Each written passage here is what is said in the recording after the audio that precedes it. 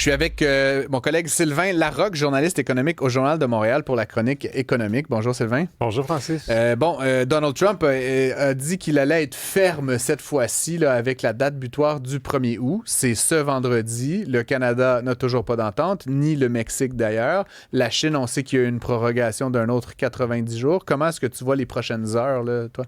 Oui, bien, c'est sûr qu'on suit ça avec attention. On peut toujours avoir des surprises. On en a eu déjà dans ce dossier-là. M. Carney semble dire qu'il n'y aura pas d'entente et qu'il ne veut pas signer n'importe quoi. Je pense qu'on peut être d'accord avec lui.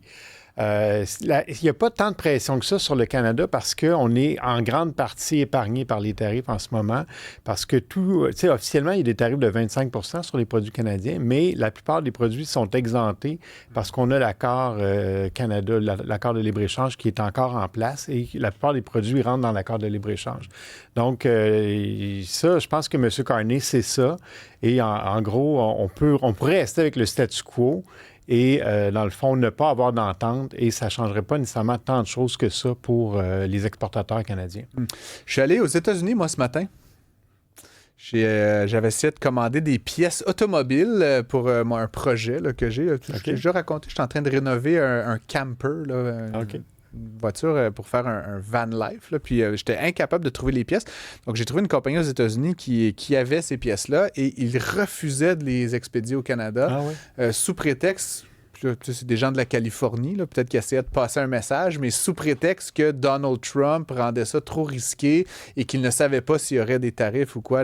Fait que je les ai fait envoyer à Champlain. Puis ce matin, j'ai pris mon auto, je suis allé à Champlain, j'ai traversé la douane, je suis revenu et j'ai quand même dû payer 15 % de tarifs douaniers sur ma commande. J'étais un peu surpris sur des pièces automobiles. Je pensais que c'était exempté, mais bon, j'avais pas vérifié. Non, mais effectivement, je pense que pour les gens qui passent la frontière avec leur auto, effectivement, tout ce que tu ramènes au Canada, il y a déjà des tarifs.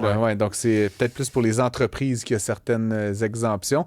Donc là, 1er août, il n'y aura peut-être pas d'entente, comme tu le dis. Est-ce que Donald Trump va nous imposer un 30 % comme il a dit qu'il le ferait? Là, c'est 35 % 35 écoute, je perds le fil. C'est ça. Puis ça va peut-être qu'il va arriver demain, puis ça va être 40 % mais c'est sûr que quand tu regardes la réaction qu'il y a eu à l'entente entre l'Union européenne et Washington, tout le monde l'a critiqué, les Européens, tout le monde ne comprend pas pourquoi ils ont signé ça.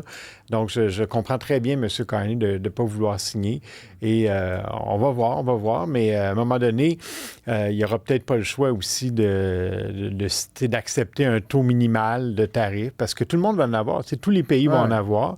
Et on parle d'une redéfinition du commerce mondial par M. Trump. Tout le monde dit que tous les économistes disent que ça n'a pas de sens ce qu'il fait, mais il reste que le pouvoir de le faire. Et tant qu'il va être là, d'après moi, il va y en avoir des tarifs. On ne pourra pas y échapper complètement. Non, c'est assuré. Après, il faudra voir justement sur quoi ça porte. Tu sais, on sait d'ailleurs l'aluminium, l'acier, là, ça, il y a des tarifs, c'est déjà en place. Le cuivre, ça a été annoncé aujourd'hui, donc secteur par secteur.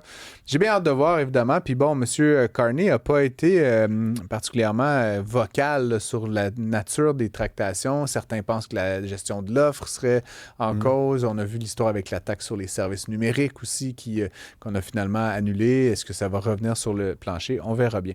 Dans un dossier un peu plus micro, celui-là, qu'on suit évidemment au journal, toi et moi et toute l'équipe, la section argent, le fameux dossier Lion électrique. Ce qu'on apprenait aujourd'hui, c'est que les repreneurs de l'entreprise qui ont pas payé très cher. Non, 6 millions. 6 millions.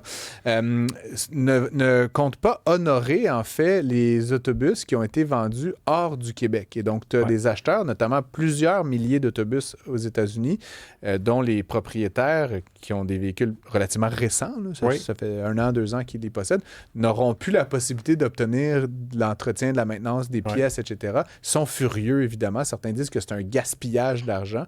Qu'est-ce que tu fais de tout ça, Sylvain?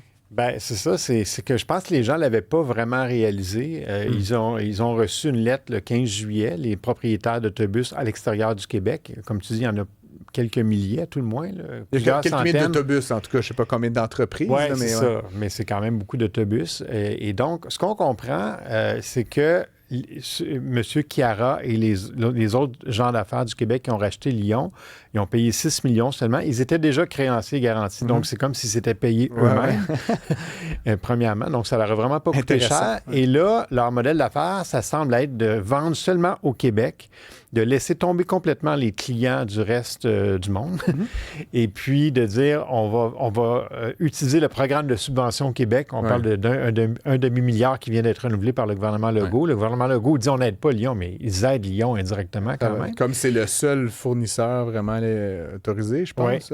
Puis, il y en a peut-être un autre, je sais pas, c'est pas Gérardin qui fait des autobus électriques? Pas vraiment, non. Pas vraiment. Pas au Québec, Bluebird, en tout cas. là, non? Oui, non, ils n'en font pas au Québec.